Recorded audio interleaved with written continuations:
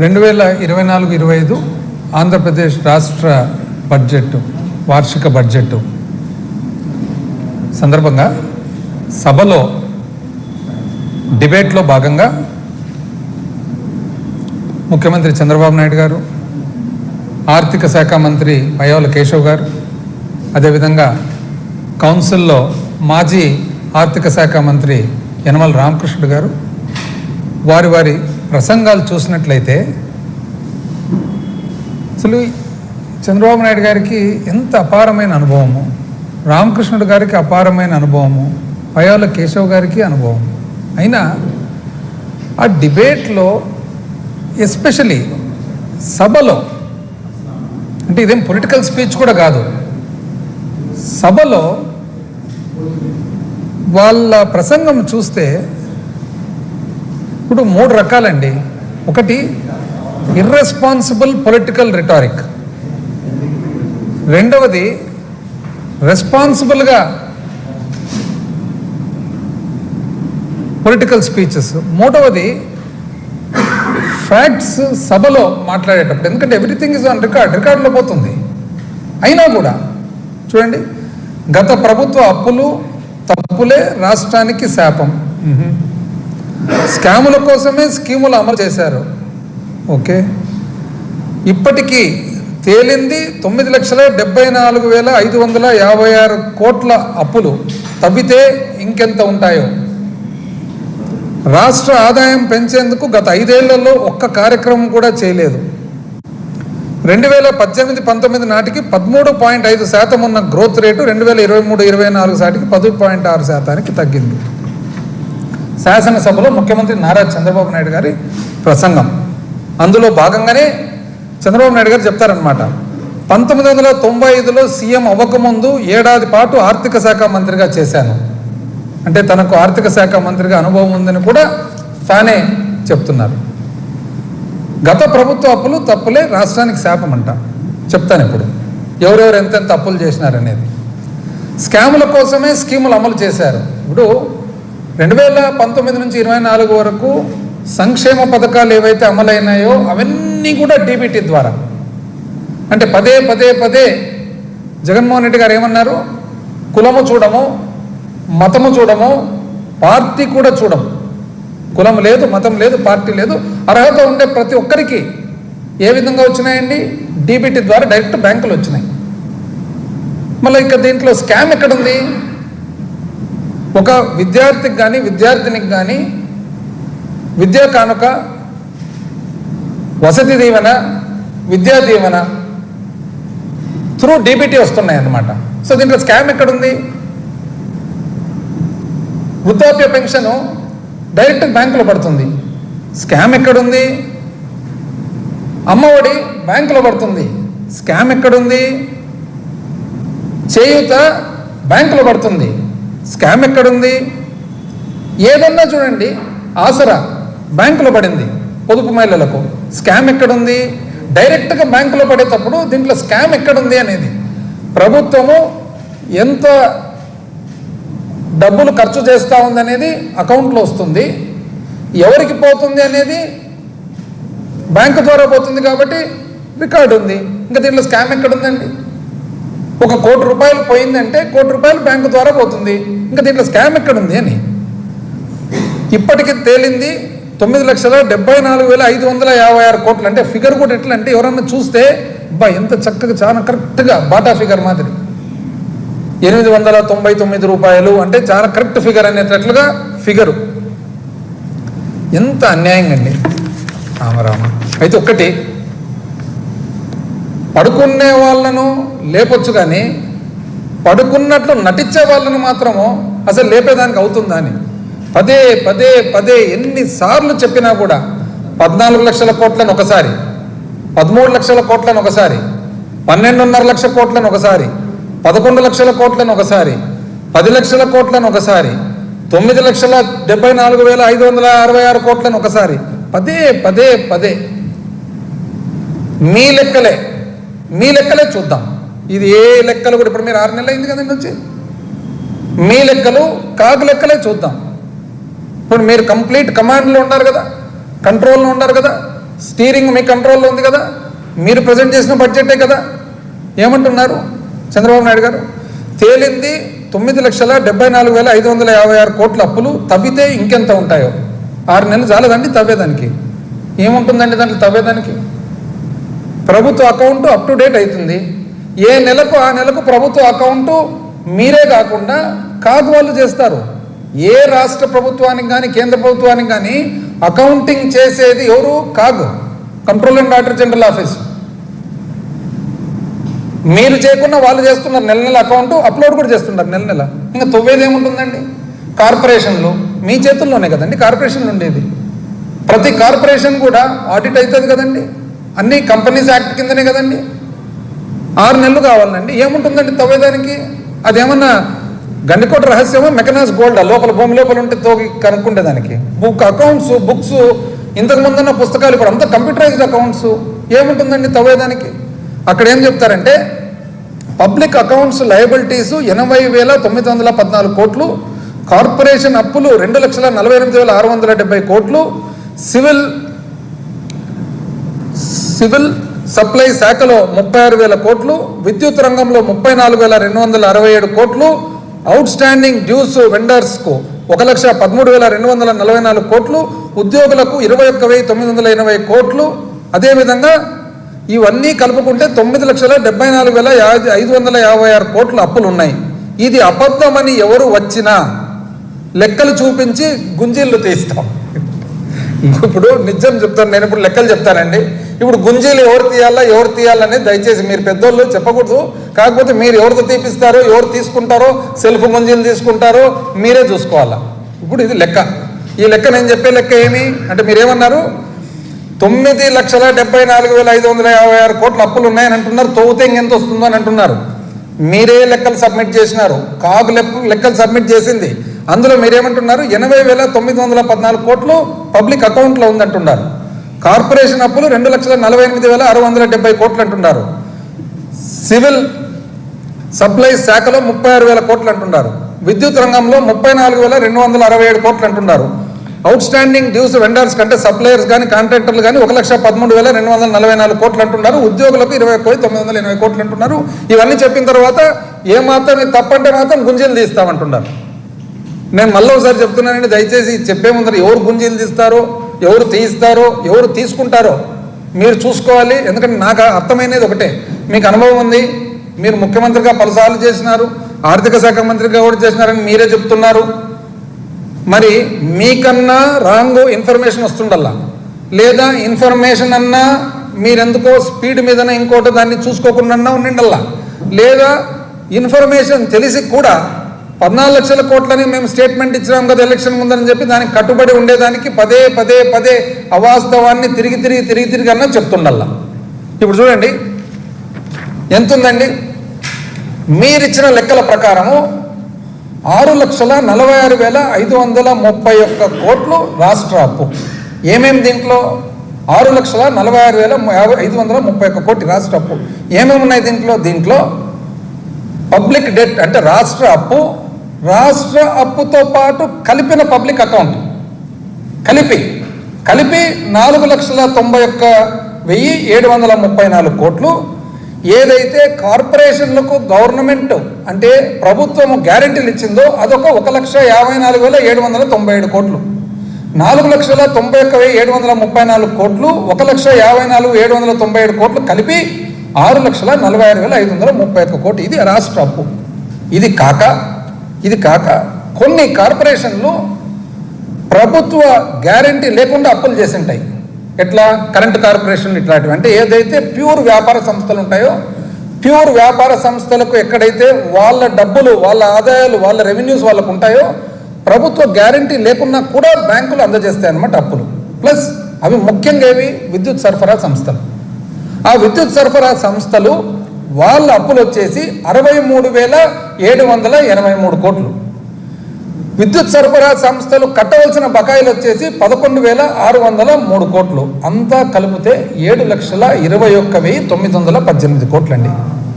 7,21,918 కోట్లు అన్నీ కలిపితే అంటే ప్రభుత్వ అప్పు, పబ్లిక్ అకౌంటు, అదేవిధంగా మన విద్యుత్ సరఫరాలకు సంబంధించిన అప్పు, నాన్ గ్యారెంటీ అప్పు అంత కలిపితే ఓన్లీ ప్రభుత్వ అప్పు అంటే ప్రభుత్వకు సంబంధం లేనిది 63,783 తీసేసి ప్రభుత్వానికి సంబంధం లేని 11,603 తీసేస్తే మీరు చూపించిన అకౌంట్స్ ప్రకారము 6,46,531. మేము ఎందుకు ఇవి కలుపుతున్నామంటే ఇంకా టోటల్ అప్పులు కలపాలని చెప్తున్నాం. వాస్తవానికి అయితే ప్రభుత్వానికి సంబంధించినది 6,46,531. ఎందుకు ఈ విధంగా ఉంది? ప్రభుత్వానికి సంబంధించినది ఆ మేరకు మాత్రమే కాబట్టే మీరు మీ బుక్కుల్లో ఆ మేరకు మాత్రమే రాస్తున్నారు. కార్పొరేషన్ను ఏదైతే గ్యారంటీ ఇవ్వకుండా ఇచ్చిన అప్పులు ఉన్నాయో బ్యాంకులు, అది ప్రభుత్వానికి సంబంధం లేదు కాబట్టే మీరు దీంట్లో రాయడం లేదు. ఈరోజు 7,21,918 టోటల్ అప్పులు అంటే మీరేమంటారు? 9,74,556 అంటారు. ఎందుకు మీరు అంటున్నారు అంటే వైఎస్ఆర్సీపీ ప్రభుత్వమే ఇంత అప్పు చేసిందండి. మీరు దిగిపోయే నాటికి 3,90,247 కోట్లు ఉంది. అది కూడా మేమే చేస్తామే.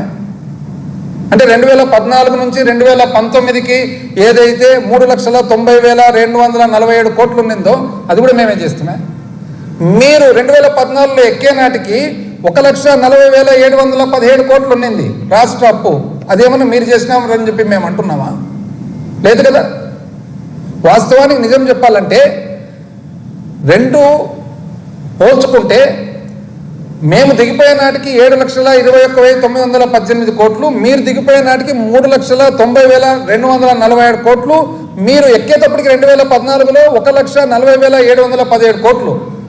మూడింటిని పోల్చుకుంటే మీరు 2014 నుంచి 2019 1,40,717 కోట్ల నుంచి రాష్ట్ర అప్పును 3,90,247 కోట్లకు తీసుకుపోయినారు. అంటే సంవత్సరం మీద సంవత్సరం పెరుగుదల, యావరేజ్ పెరుగుదల ఏదైతే కంపౌండెడ్ యాన్యువల్ గ్రోత్ రేట్ అని అంటారో అది చూస్తే సగటు వృద్ధి రేటు చూసుకుంటే సగటు వృద్ధి రేటు మీరు 22.63% పెంచినారు అప్పును.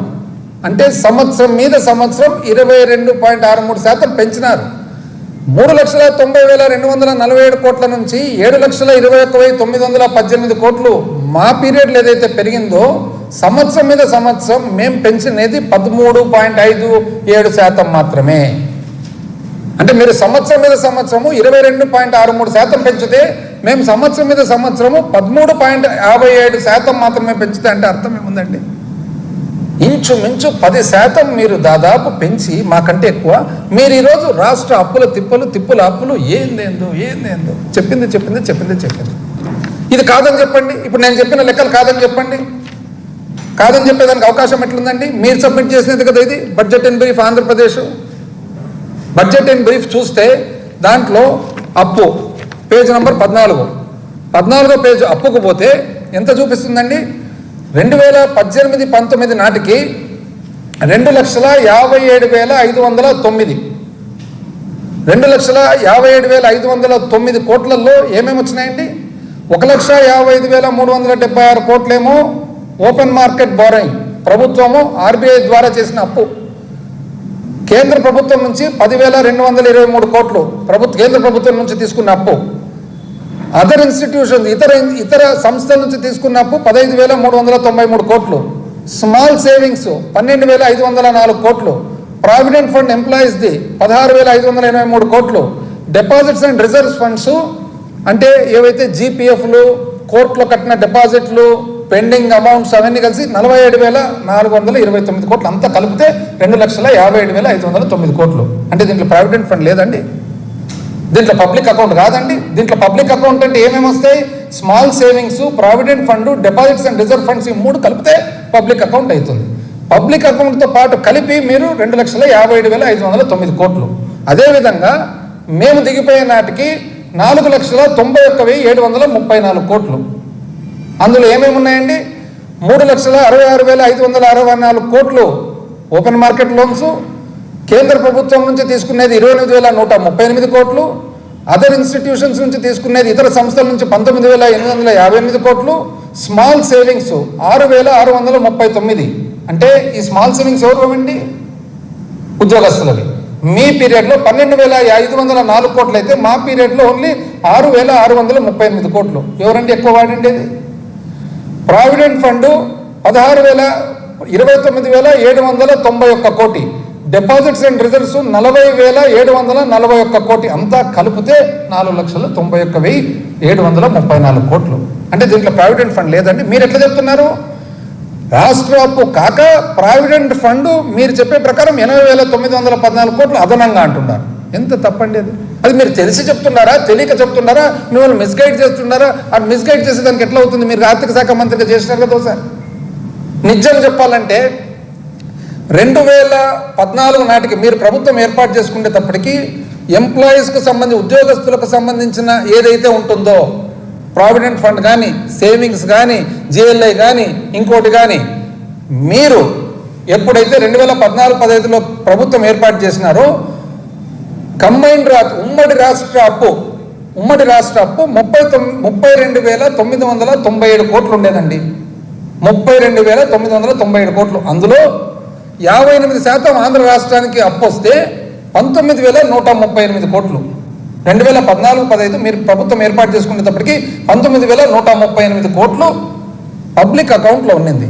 అంటే ఎంప్లాయీస్కు సంబంధించినది, డిపాజిట్స్, ఇతర ఏవైతే ట్రాన్సాక్షన్ లేక అంటే కన్సాలిడేటెడ్ ఫండ్లేకి రాష్ట్ర ఆదాయానికి సంబంధం లేకుండా ఉండే డబ్బులు, కేవలం రాష్ట్రం బ్యాంకర్ మాదిరి టెంపరీగా మనం రాష్ట్రం దగ్గర పెట్టే డబ్బులు ఏదైతే పబ్లిక్ అకౌంట్ అంటామో 19,138 కోట్లు ఉన్నిందండి. మీరు 2018-19 దిగిపోయే నాటికి 76,516 కోట్లు అయిందండి. అంటే మీరు ఎంప్లాయీస్ డబ్బులు 57,378 కోట్లు ఎంప్లాయీస్ డబ్బులు మీరు ఇతర పర్పసెస్కు వాడినారు. 2023-24 మేము దిగిపోయేటప్పటికి ఆ పబ్లిక్ అకౌంట్ కాస్త 77,171 అయిందండి. మీ లెక్కల ప్రకారం ఏది? మీ లెక్కలే టోటల్ చేసుకోండి. అంటే 5 సంవత్సరాల తర్వాత మేము మీ మీద పెంచినది 655 కోట్లు మాత్రమే.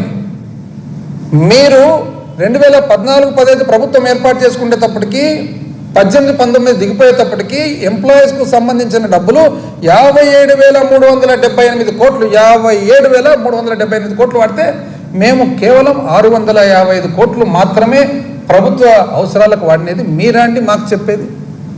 ఎంత అన్యాయంగా! గ్యారంటీస్ అండి, మాట మాట్లాడితే గ్యారంటీస్ మీరు ఇచ్చినది కదండి. ఇది గ్యారంటీసు, పేజ్ నంబర్ 16 మీరు ఇచ్చినది కదా గ్యారంటీసు. గ్యారంటీస్ ఎంత ఇచ్చినారండి? పవర్ కానీ అదర్ కానీ గ్యారంటీస్ చూస్తే 30 అంతా కలిస్తే 1,54,797 కోట్లు మీదే కదండి ఫిగర్. మళ్ళీ ఏ విధంగా ఈరోజు చెప్తున్నారు దీంట్లో చూపించిన ఫిగర్ కాదని? ఏ విధంగా మీరు గ్యారంటీలు ఎక్కువ అంటున్నారు? ఏ విధంగా కార్పొరేషన్ అప్పులు ఎక్కువ అని అంటున్నారు? ఎంత అన్యాయం అండి! ఎందుకు ఇట్లా? అంటే మీకు అర్థం కావడం లేదా, లేదా అర్థం కానట్లు మీరేమన్నా ఇది చేస్తున్నారో నాకైతే చాలా విచిత్రంగా ఉంది అసలు ఇది. పోనీ మీరు ఇచ్చిన అకౌంట్స్ కదండి, ఇది కాక ఇదేందండి? ఇది సిఏజీ వాళ్ళు, కంట్రోలర్ అండ్ ఆడిటర్ జనరల్ ఇచ్చిన, మొన్న మీరు టేబుల్ చేసినారు మొన్న అసెంబ్లీలో 2024-25కు. దాంట్లో ఏమేమి ఉన్నాయండి? పబ్లిక్ అకౌంట్ అంటే ఏమి? మాట మాట్లాడే పబ్లిక్ అకౌంట్ అంటే ఏముంటుందండి? దాంట్లో చిన్న పొదుపు, స్మాల్ సేవింగ్స్, ఎంప్లాయీస్కు సంబంధించిన provident fund, reserve funds, deposits, కోర్టులో ఏదైనా కట్టిన deposits, advances, suspense account, Mesly ఇవన్నీ కలిసి పబ్లిక్ అకౌంట్ అవుతుందన్నమాట. ఈ పబ్లిక్ అకౌంట్లో ఇప్పుడే నేను చెప్పినట్లుగా మీరు వాడినది 56,000 చిల్లర కోట్లు, మేము ఓన్లీ 600 కోట్లు మాకు చెప్తారండి. ఇప్పుడు అసలు నాకు తెలిసి మీడియా సంస్థలు కూడా ఇవి స్టడీ చేస్తున్నారా లేదా అని. దాని తర్వాత పబ్లిక్ డెట్, ఇది ఎవరండి ఇచ్చిండేది? కంట్రోలర్ అండ్ ఆడిటర్ జనరల్ ఇచ్చిన పబ్లిక్ డెట్ ప్రకారము 2 రకాలు ఉంటాయి, internal debt and central loans. ఎంత ఇచ్చినారండి? మీరు ఇచ్చినది మీ అకౌంట్ ప్రకారము మీరు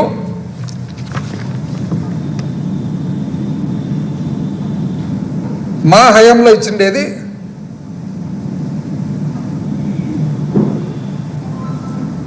4,91,734 కోట్లండి. దాంట్లో అంతకుముందు 4,29,525 కోట్లు తీసేస్తే ఎంత వస్తుందండి? అంత కలిసి డెట్ 68,360 కోట్లు. ఇక్కడ ఎంత ఇస్తుంది? 59,164 కోట్లు. ఎందుకంటే ఈ అకౌంట్ వచ్చేసి మార్చి నాటికి, మీరు ఇచ్చిన అకౌంట్ సెప్టెంబర్ నాటికి. కాబట్టి సెప్టెంబర్ నాటికి మార్చి నాటికి 6 నెలలకు గాను ఆ 4-5 వేల కోట్ల తేడా ఉంది. లేకుంటే టాలీ అవుతుంది కదండి. మీరు ఏ విధంగా 14 లక్షల కోట్లు ఏ విధంగా చెప్తున్నారు? అసలు ఎంత అన్యాయంగా ఎట్లా చెప్పగలుగుతున్నారు అని. 2000 ఇప్పుడు వీళ్ళు ఇచ్చినది ఏమి? పబ్లిక్ డెట్ 2023-24 సంవత్సరానికి గాను మొత్తము అప్పంతా కలిసి 59,164 కోట్లు అయింది అంటున్నారు. అంతే, ఓన్లీ 59,164 కోట్లు. ఇది ఎవరు ఇచ్చిండేది? ఇది కంట్రోలర్ అండ్ ఆడిటర్ జనరల్. దానికి మీరు ఇచ్చిన పుస్తకానికి స్వల్ప తేడా ఉంది. ఎందుకు ఆ స్వల్ప తేడా ఎందుకంటే ఒక అకౌంట్ వచ్చేసి ఇది సెప్టెంబర్ నాటికి, ఒక అకౌంట్ వచ్చేసి మార్చి నాటికి. అదేవిధంగా details of public debt and total liabilities of the state government. Total ఎంతండి వస్తుండేది అంటే మొత్తం కంప్లీట్ అప్పులు, సంపూర్ణ అప్పులంతా కలిసి 2023-24 నాటికి 4,86,151 కోటి అండి. 4,86,151 కోటి. దీంట్లో ఎంత ఉందండి? 4,91,734 కోట్లు. ఎందుకు ఆ స్వల్ప తేడా అంటే సెప్టెంబర్ మార్చి 6 నెలల తేడా. అదేవిధంగా గ్యారంటీస్ అండి, మాట్లాడితే మీరు గ్యారంటీలు ఇచ్చినారు. ఎంత ఉందండి ఇక్కడ? 1,54,797 కోట్లు అండి. సిఏజీ ప్రకారం, కంట్రోల్ అండ్ ఆడిటర్ జనరల్ ప్రకారం 1,54,797 కోట్లు. మేము చెప్తుండేది ఏముందండి? అంతేకాదండి నేను చెప్తుండేది. ఎంత అన్యాయంగా అసలు ఏ విధంగా చెప్పగలుగుతున్నారు, ఏ విధంగా చేస్తున్నారు? ఇప్పుడు మీరు మీ స్టేట్మెంట్ ఇచ్చినది ఎంత అండి? మీరు ఇచ్చిన గ్యారంటీలు ఎంత? 1,54,797. అసలు ఎట్లా ఈ గుంజిలు ఎవరు తీయాలి? గుంజిలు ఇప్పుడు ఇది కాక నెక్స్ట్ ఏమంటారు? Outstanding dues to vendors. Civil supplies 36,000 కోట్లు, విద్యుత్ రంగం 36,000 కోట్లు. ఒకటి చెప్తానండి అందరికి సులభంగా అర్థమయ్యేదానికి. ఇప్పుడు ఆర్టీసీ సంస్థలు ఉంటాయి, రాష్ట్ర ప్రభుత్వం నడిపేది. ఆర్టీసీ సంస్థలు ఏమవుతుందంటే కొన్ని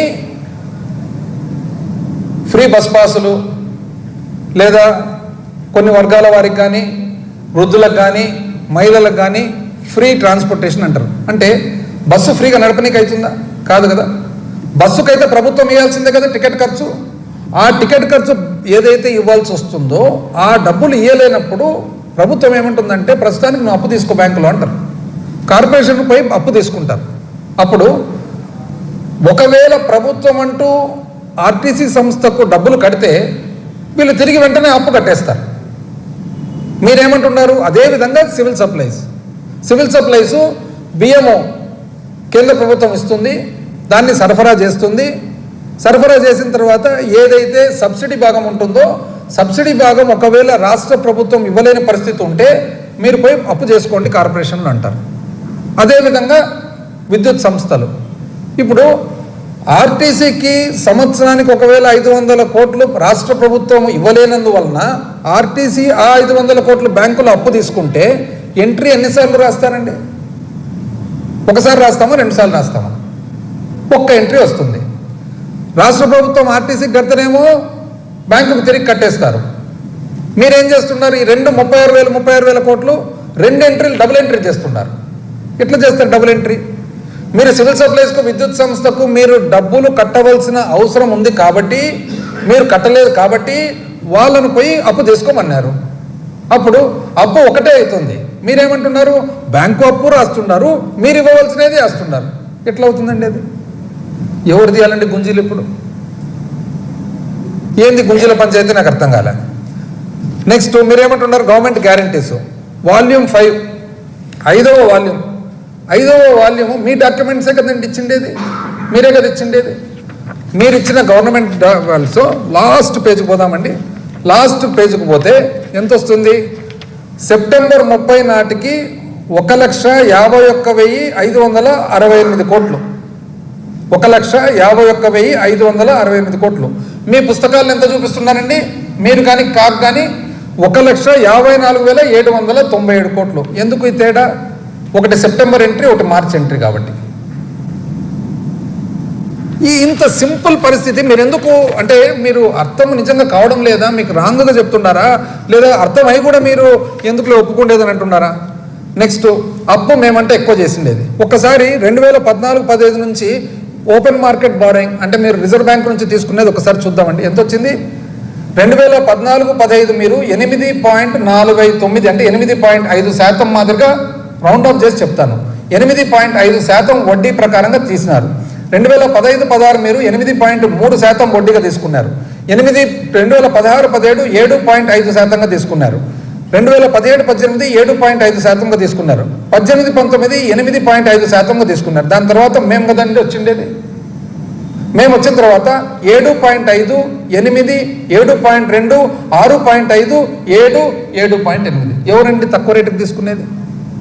అంటే ఓపెన్ మార్కెట్ బారోయింగ్స్లో కూడా మీరు ఎక్కువ శాతం తీసుకున్నారంటే అర్జెంటుగా తీసినందుకే కదా వడ్డీ ఎక్కువ వచ్చినది. మళ్ళీ మాకు చెప్తారు రాజకీయంగా మన ఆర్థికంగా మాకు చిత్తశుద్ధి లేదంట. పెండింగ్ పేమెంట్స్ మీరేమంటున్నారంటే 1,13,244 కోట్లు. ఎక్కడ చూపించండి? మేము చూపించినాం. మేము 2019లో బడ్జెట్ పెట్టినప్పుడు చూపించినాం. ఎట్లా చూపించినామండి? Consumer affairs, food and civil supplies 5,786 కోట్లు, ట్రాన్స్పోర్ట్ డిపార్ట్మెంట్ 180 కోట్లు, ఉమెన్ అండ్ చైల్డ్ వెల్ఫేర్ మహిళా శిశు సంక్షేమ శాఖ 264 కోట్లు, అగ్రికల్చర్ వ్యవసాయ శాఖ 2,378 కోట్లు, హార్టికల్చర్ డిపార్ట్మెంట్ 1,088 కోట్లు, all welfare departments RTF, MTF 2,840, ఇట్లా చూసి 42,183 కోట్లు సుమారుగా ఉన్నాయని చెప్పి మేము చెప్పినాం. మీరు 1,13,000 కోట్లు అని అంటున్నారు. ఎక్కడ? ఊరికే ఫిగర్ చెప్తే ఎట్లా? ఇవన్నీ కలిపి అంటే మీరు పబ్లిక్ అకౌంట్ 80,000 కోట్లు డబుల్ ఎంట్రీ కలిపినారు. మీరు 36,000 కోట్ల సివిల్ సప్లైస్, 34,000 చిల్లర కోట్లు మీరు పవర్ డ్యూస్ డబుల్ ఎంట్రీ కలిపినారు. 1,13,000 కోట్లకు లెక్కచారం లేదు. ఇవన్నీ కలిపి డబుల్ ఎంట్రీలన్నీ కలిపి ఈరోజు 9,45,000 కోట్లు ఉంది. ఇంకా వస్తుంది అంటే ఎంత అన్యాయం అండి. మేము క్లియర్గా చెప్తున్నాం, 6,46,000 కోట్లు అయ్యా ఉండేది అప్పు. దానిపైన గ్యారంటీ ఇవ్వనిది తీసుకుంటే కూడా 7,21,000 కోట్లు వస్తుంది అంతే. ఎక్కడ 9, ఎక్కడ 10, ఎక్కడ 11, ఎక్కడ 12? ఏంటివి ఇవన్నీ పూర్తి అంత అన్యాయంగా? ఇది అర్థం కాక కూడా కాదు, వెరీ సింపుల్గా అర్థమవుతుంది. అర్థం చేసుకోవాలనుకుంటే వెరీ సింపుల్గా అర్థమవుతుంది. నేను మొన్ననే డోన్కు పోయినాను, మా నియోజకవర్గానికి. నేను కాక మొన్న వస్తూ ఉంటే హైదరాబాద్కు డోన్ నుంచి కర్నూలుకు దాదాపు ఒక అర్ధగంట పడుతుంది జర్నీ. మా బంధువు, సమీప బంధువు ఉన్నాడనమాట, అంటే నా కొడుకు వరుస అవుతాడు. నేను వేరే వాళ్ళు అడిగి ఏంది సబ్జెక్ట్ అసెంబ్లీలో జరిగిందంటే నేను వాళ్ళకి చెప్తూ ఉంటే బుక్ చూసి చెప్పి ఇదంతా డబుల్ ఎంట్రీలు అంటుంటే కర్నూలు చేరేటప్పటికి అర్ధగంట లోపల ఆ పిల్లోడు ఏమన్నాడు తెలుసునండి? చిన్న ఇది ఎట్లుంది తెలుసునా అన్నాడు. ఎట్లా అంటే, ఒక భర్త భార్యకు ఇంటి ఖర్చులకు 25,000 ఇచ్చి కొడుకుకు పాకెట్ మనీ కింద దాంట్లో 5,000 ఇవ్వమని చెప్పి తీరా ఇంటికి పోయినాక నీకు 30 కదా ఇచ్చినది అంటే, భార్య ఉండి 30 కాదండి 25 అంటే 25 నీకు 5 కొడుకు కదా ఇచ్చినది అని. అంటే ఒక పిల్లోనికి అర్ధగంట జర్నీ కారులో కూర్చొని నేను మాట్లాడిన అకౌంట్స్ అన్ని కలిపి అంత శుభ్రంగా అర్ధగంటలో అర్థం చేసుకుంటే మీకు అర్థం కాదండి? ఇది ఎవరికి అర్థం కాదా? మీకు అర్థం కాదు, మాజీ ఆర్థిక శాఖ మంత్రికి అర్థం కాదు, 5 ఏళ్ళు చేసినాడు, ప్రజెంట్ ఆర్థిక శాఖ మంత్రికి అర్థం కాదు. ఎంత అన్యాయంగా అండి ఇది. ఇది కాక నెక్స్ట్ ఏమంటారండి? కాకు కూడా లెక్కలు ఇవ్వలేదంట. కాకు ఇవ్వలేదంటే లెక్కలు, కాకు లెక్కలు ఇవ్వకుంటే ఈ కాకు రిపోర్ట్లు ఎట్లా వచ్చినాయండి? ఇవి కాకు రిపోర్ట్లు మీరు ఎట్లా టేబుల్ చేసినారు? మేము లెక్కలు ఇవ్వకుంటే మీరు ఎట్లా టేబుల్ చేస్తారు? అంటే కాకు లెక్కలు ఇవ్వాలన్నా తీసుకుంటారు వాళ్ళు.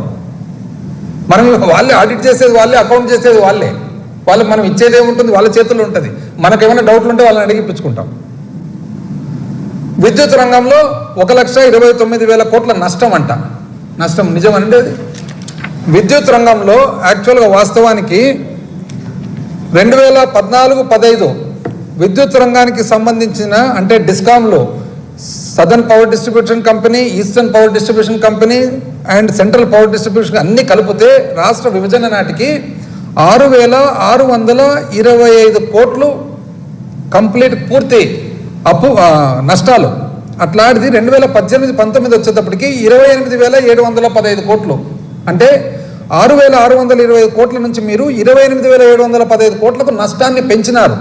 2022-23 నాటికి, ఎందుకంటే అకౌంట్స్ అక్కడి వరకు వచ్చినాయి కాబట్టి కంపెనీస్ కాబట్టి 29,110 కోట్లు. అంటే మీరు నికరంగా మీ 5 ఏళ్ల పాలనలో విద్యుత్ సరఫరా సంస్థల నష్టాలు 22,089 కోట్లు మీరు పెంచితే మేము కేవలం 395 కోట్లు మాత్రమే మా టైంలో జరిగింది. అంటే మీ టైంలో టోటల్ 5 సంవత్సరాలు విద్యుత్ సరఫరా నష్టాలు 22,089 కోట్లు అయితే మా సమయంలో 395 కోట్లు. మీరు 34% పెంచితే మాది కేవలం 0.3% మాత్రమే. కానీ మాకు చిత్తశుద్ధి లేదంట, మాకు అసలు విద్యుత్ సంస్థలు నడిపేది కాదంట. పూర్తి అప్పులు, విద్యుత్ సంస్థలు అన్నిటికి కలిసిన అప్పులు చూస్తేనండి విభజన నాటికి 29,552 కోట్లు ఉండగా మీరు దిగిపోయేటప్పటికి 5 ఏళ్ల పాలన తర్వాత 86,215 కోట్లు అయింది.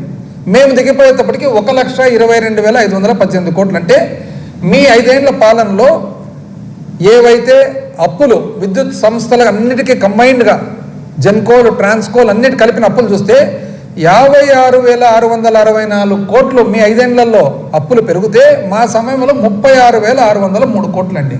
అంటే సంవత్సరం మీద సంవత్సరం సగటు చూసుకున్నట్లయితే CAGR compounded annual growth rate మీ 5 ఏళ్ల పాలన 23.8 అంటే 24% మీరు పెరిగితే మాది 7% పెరిగిందండి. అయినా కూడా ఇదే విధంగా చెప్తారు మీరు. ట్రూ అప్ ఛార్జీలు అండి, ట్రూ అప్ ఛార్జీలు అని చెప్పేసి 2014 నుంచి 19 మీరు ఇప్పుడు ఇంతకుముందు చెప్పినట్లుగా 6,625 కోట్ల నుంచి 28,717 కోట్లకు పెరిగినప్పుడు 22,089 కోట్లు నష్టాల్లోకి వచ్చింది. APERC ఎలక్ట్రిసిటీ రెగ్యులేటరీ కమిషన్ ఏం చేస్తారు, వాళ్ళు దీన్ని ట్రూ అప్ కింద మళ్ళా వినియోగదారులకు యాడ్ చేస్తారు. యాడ్ చేస్తే మీరు చేయలే. ఎందుకు చేయలే? మేము చేయము, మేము పెంచము అన్నారు. మీరు చేయకున్నందువలన మేము చేయాల్సి వచ్చింది సంస్థలు నడిచేదానికి. అక్కడికి కూడా మేము కేవలము 2,300 కోట్లు మాత్రమే వినియోగదారుల మీద వేయడం జరిగింది. మీరు అల్లరి చేస్తారు. ఎట్లా మీరు కానీ జనసేన పార్టీ కానీ కూటమి కానీ ఎట్లా చేస్తారు? అసలు ట్రూ అప్ అంటే ఏమి? FPCCA అనేది కొత్త పదం మీరు తెచ్చినారు.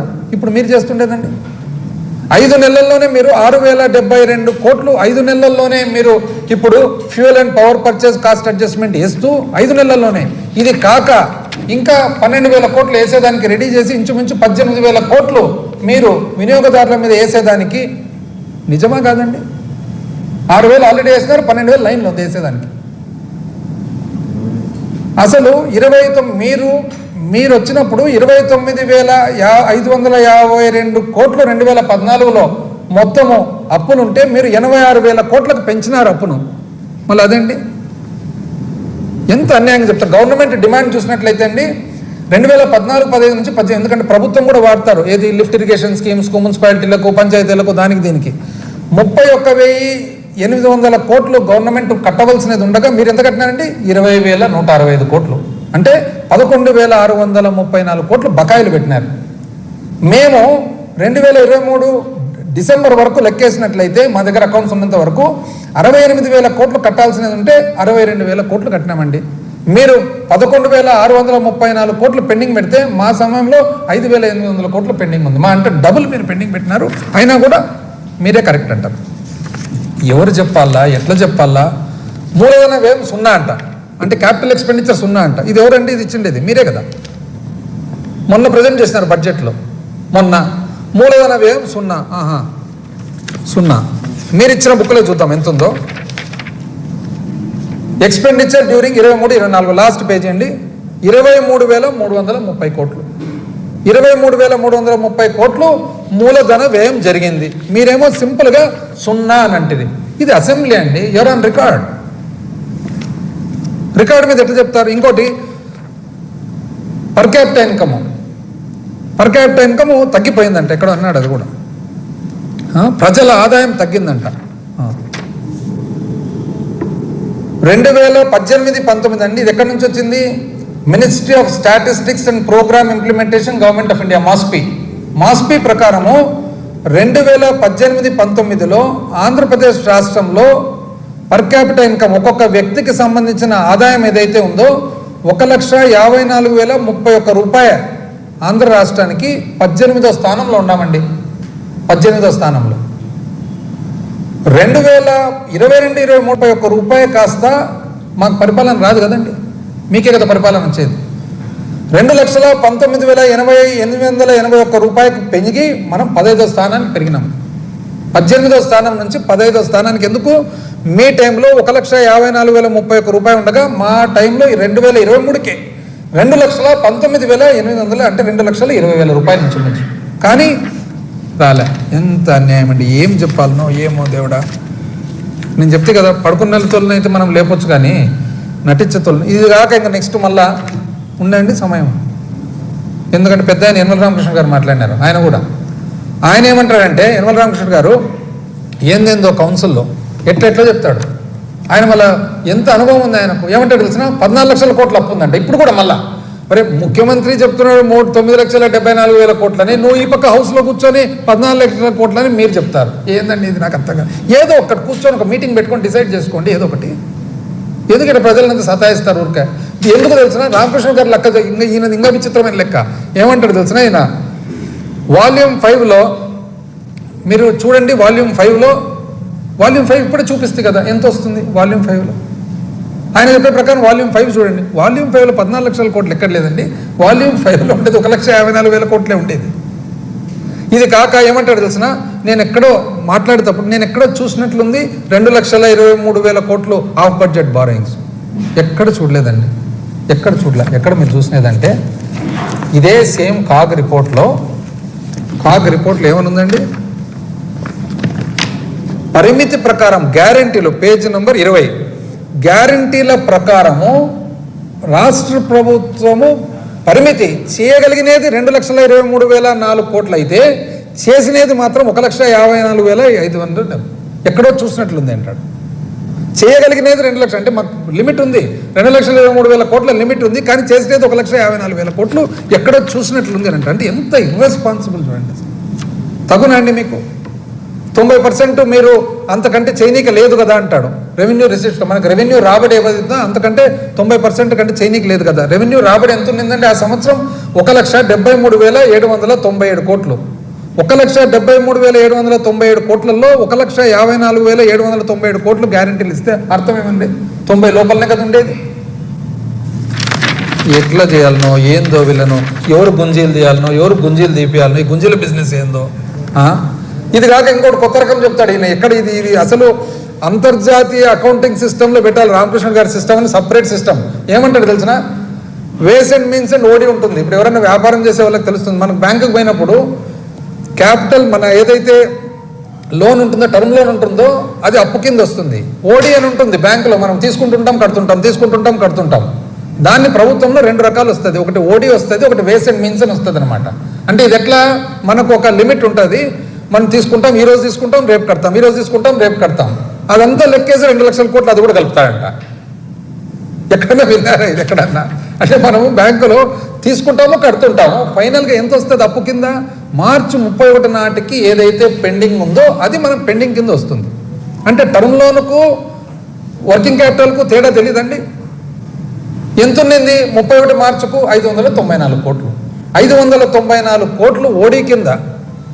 ప్రతిరోజు ప్రభుత్వం అన్న తర్వాత, కేంద్రం అన్న తర్వాత ప్రతిరోజు తీసుకుంటుంది, ప్రతిరోజు కడుతుంటుంది. ఆ ఓడీనంతా తీసుకునేది అంటే ఎన్ని ట్రాన్సాక్షన్లు జరిగినా అవన్నీ కలుపుతాడంట. అది 2 లక్షల కోట్లు అవుతుందంట. 2 లక్షల కోట్లు అప్పు కింద కలుపుతాడంట. అంటే కట్టినదంతా అడిగిపోయినట్లు.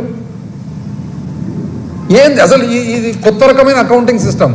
ఇది ఎవరన్నా మన పెద్దోళ్ళు అమర్త్యసేను, దాని తర్వాత ఆడమ్ స్మిత్ ఇట్లాంటి వాళ్ళు చూస్తే కానీ పడిపోతారు ఇంకా నెక్స్ట్. ఇది ఎక్కడ లేదండి ఈ టైప్ సిస్టమ్ అని చెప్పేసి. ఇంకోటి క్యాపిటల్ అవుట్లే లేనే లేదు అంటాడు, సింగిల్ డిజిట్ అంటాడు.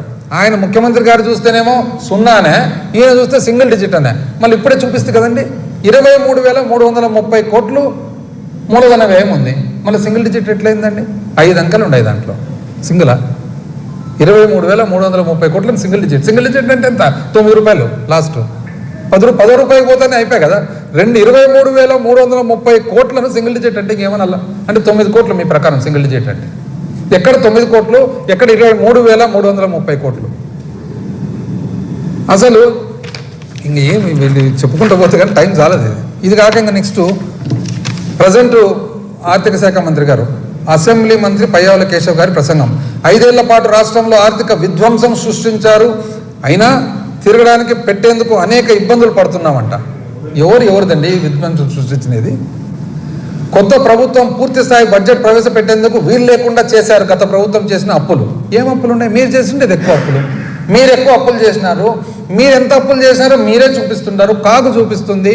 కాగు ఇచ్చిన లెక్కల ప్రకారం, మీరు ఇచ్చిన లెక్కల ప్రకారం, మీరు సబ్మిట్ చేసిన లెక్కల ప్రకారం మీరే ఎక్కువ అప్పు చేస్తున్నారు. మేము 13% చేస్తే మీరు 22% చేస్తారు సంవత్సరం మీద సంవత్సరం.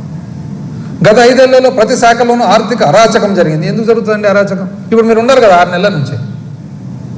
ఎందుకు? ఏం అరాచకం జరిగిందో చూపిలేకున్నారు ఎందుకు? గత ప్రభుత్వం అంకెల గారెడి. ఏమనంటే అంకెల గారెడి.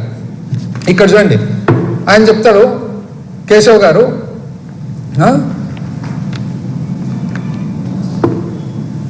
కేంద్ర ప్రభుత్వం నుంచి సరిగ్గా తెచ్చుకోలేకపోయినామంట.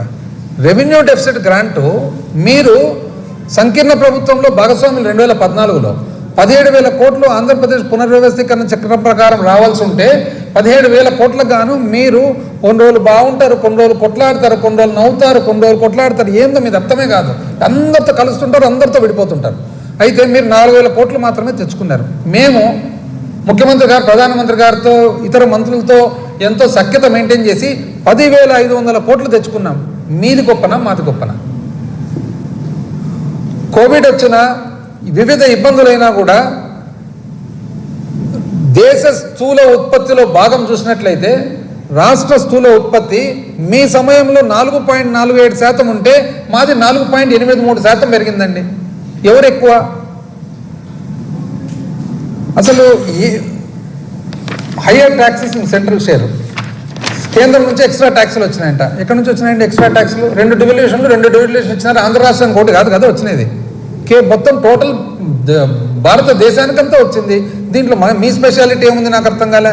పెండింగ్ అంటారు, చిక్కీకి పెండింగ్ అంట. మీరు గుడ్లకు పెండింగ్ పెట్టలేదండి? మీరు కోడిగుడ్లకు పెండింగ్ పెట్టిపోలేదా? అరే ఇది రన్నింగ్ బిల్స్లో పెండింగ్ ఉండనే ఉంటుంది. ఓవర్ బారింగ్ మేము ఎక్కువ అప్పు చేసినామంట. ఎవరంటే చెప్పిండేది?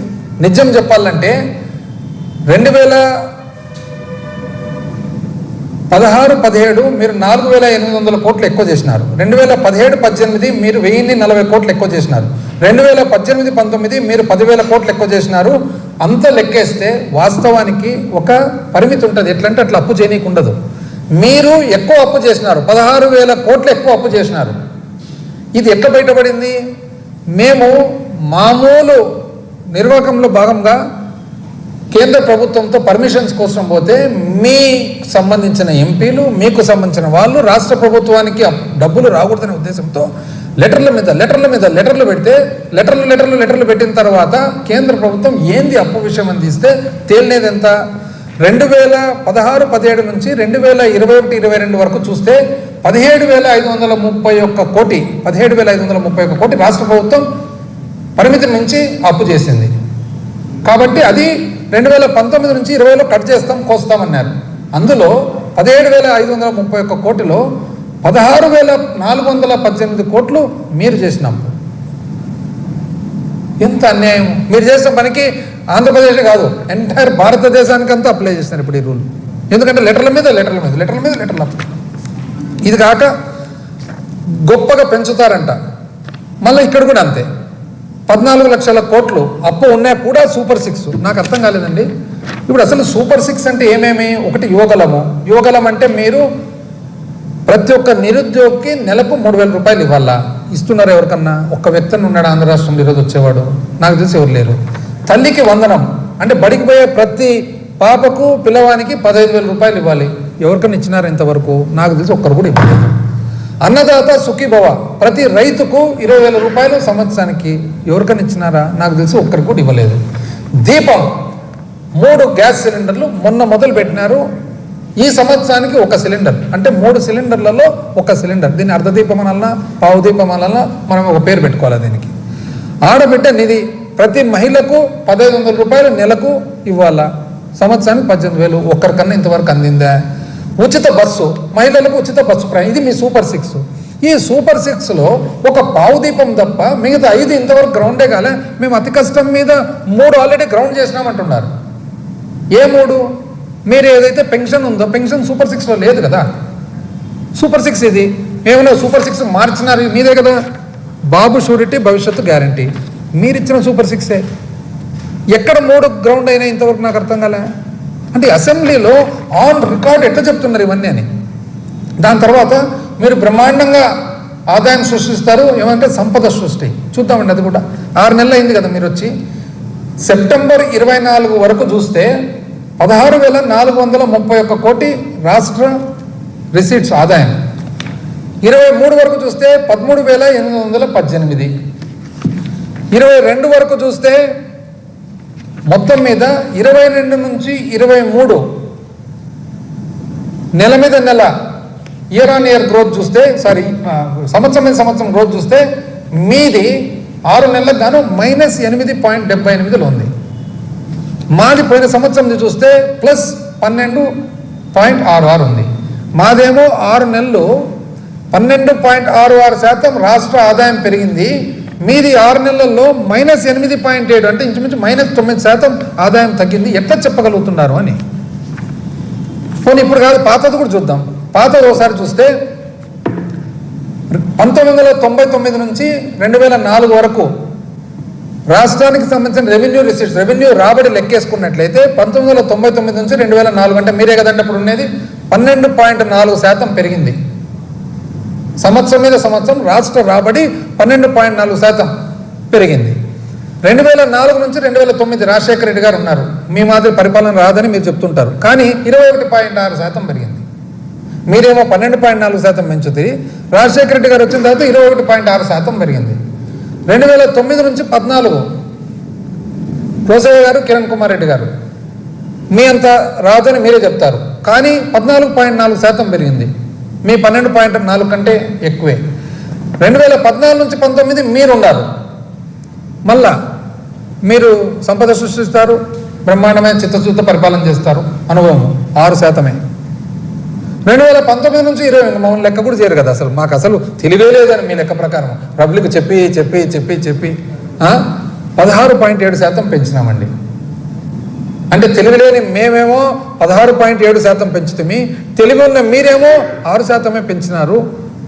తెలివి ఉండే రోసయ్య గారు, కిరణ్ కుమార్ రెడ్డి గారేమో 14.4% తిరుగుతాయి. అసలు పరిపాలన రాదు మీ ప్రకారంగానే రాజశేఖర రెడ్డి గారు 21.6% పెంచా. మరొకసారి మీ అంత బాగా బ్రహ్మాండమైన పరిపాలన చేసే వాళ్ళు ఎవరు లేరు ప్రపంచంలో అనేది 12.4% పెరిగింది. ఇది కాదని చెప్పండి వచ్చి. ఇప్పుడు ఏదైనా కానీ రెటారిక్ వద్దండి, ఊరికే వచ్చి అది ఇట్లా ఇది ఇట్లా అని చెప్పేది వద్దు. మీరు ఏదన్నా కానీ ఎవ్రీథింగ్ ఇవన్నీ కూడా ఎక్కడివి మీ budget documents, control and auditor general documents. ఇంకోటి ఏమంటారంటే కేశవ్ గారు, state financial services, AP state financial services అని పెట్టినారు, అక్కడి నుంచి అప్పు తీసుకున్నారు, స్టేట్ డెవలప్మెంట్ కార్పొరేషన్కి ఇచ్చినారు. ఇది తప్పు కదా అంటాడు. కరెక్టే, తప్పే. మళ్ళీ మీరు రైతు సాధికార సంస్థ అని పెట్టినారు, అది అప్పు తీసుకున్నారు, ఆ అప్పు ద్వారా మీరు పంచినారు. అది కరెక్టా అండి? నాకు 5 ఏళ్ళు ఉన్నాయి, తప్పు మీ ప్రకారంగా. మీకు 5 ఏళ్ళే కదా ఉండేది. నాకు 2 కళ్ళు ఉన్నాయి, 3 లేవు, తప్పు. మీకు 2 కదా ఉండేది. ఎందుకండి ఇవన్నీ మాట్లాడతారు? ఏదైనా కానీ నిజం చెప్పాలంటే మీరు ఆన్ రికార్డ్ ఉన్నారు. మీరు దయచేసి ప్రస్తుత ఆర్థిక శాఖ మంత్రి గారు, మాజీ ఆర్థిక శాఖ మంత్రి గారు, ముఖ్యమంత్రి గారు నేనేమన్నా ఈరోజు, ఎందుకంటే వాళ్ళ ఇంట్లో పాపం ఏదో ఈరోజు ఇది జరిగింది. కానీ దయచేసి అసెంబ్లీలో ఉన్నప్పుడు మాత్రము దయచేసి ఏది యూఆర్ ఫ్యాక్చువల్. 3 తేడాలు ఉంటాయండి. ఇర్రెస్పాన్సిబుల్ పబ్లిక్ రెటారిక్ వేరే, ఏంటంటే మాట్లాడేది పబ్లిక్ స్పీచ్ తప్పది. పబ్లిక్ స్పీచ్ రెస్పాన్సిబుల్గా మాట్లాడాల్సిన బాధ్యత ఉంది, కానీ అసెంబ్లీలో ఎంత బాధ్యతతో మాట్లాడండి ఆన్ రికార్డ్. ఒకటి చెప్పంగా అబద్ధాలు నిజమవుతాయని అనుకుంటున్నారేమో కాదు. చెప్పంగా ప్రజలు కూడా గమనిస్తూ పోయి నానా పులచకథ టైప్ అవుతుంది. చెప్పంగా ఎప్పుడు కూడా అబద్ధాన్ని నిజం చేయాలనేది కుదరదు. ఒక రకంగా ప్రతిపక్షంలో ఉన్నప్పుడు 1-2 పొరపాట్లు మాట్లాడినా నడుస్తుందేమో, కానీ పాలకపక్షంలో ఉన్నప్పుడు చిన్న పొరపాటు తప్పు చేస్తూ కూడా ప్రజలన్నీ గమనిస్తుంటారండి. That is the beauty of ప్రజాస్వామ్యంలో ఉన్న బ్యూటీ. అది దయచేసి మీరు రాంగ్ ఫిగర్స్, రాంగ్ ఇది చాలా ఇంతవరకు చేసిన ప్రజలందరినీ మభ్యపెట్టినారు. ఆ మభ్యం ద్వారా మీరు ఎలక్షన్లు గెలిచినారు, సూపర్ 6 అన్నారు, 14 లక్షల కోట్ల అప్పు అన్నారు, ఇంకోటి అన్నారు. అది ప్రజల విఘ్నత వదిలిపెడుతున్నాం. ప్రజలు కూడా అంత అమాయకులు ఎవరు ఏం లేదు కదా. ఒకసారి మోసపోవచ్చు, 2 సార్లు మోసపోవచ్చు, రోజు ఎందుకు మోసపోతారండి ఎవరైనా? ఈ కాలంలో ఈ యుగంలో ఎవరు మోసపోతారు? దయచేసి వద్దండి, మీకు తగదు. నేను చెప్పేది ఒకటంటే ముగ్గురు కూడా మీ వయసుకు మీ స్థాయికి ఇదైతే తగదు.